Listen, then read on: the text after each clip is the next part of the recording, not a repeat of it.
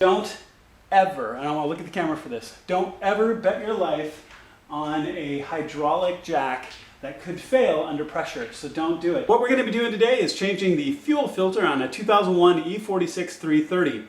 Now granted, this is a almost 17-year-old car. That said, it only has 67,000 miles. So it's due for a fuel filter change.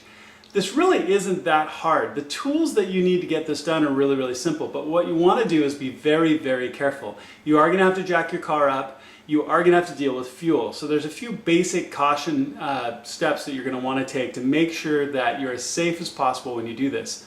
So why don't we go out the garage, get started. Okay, so before we get the car off the ground, a couple of things. I'm always really wary jacking my car.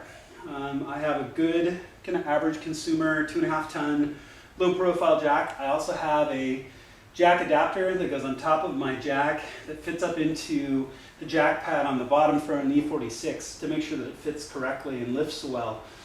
But I want to stress this really carefully. I wouldn't use your spare tire jack. I don't feel like they're reliable more than about once, and I've broken one on first use when I had a flat tire once under bad circumstances. Be really, really careful. So what I will always do is I will get my jack set up. Now, like I said, I've got my little jack pad here. So I'm going to fit my jack pad to, there's a block here underneath. I'm going to fit my jack pad to it.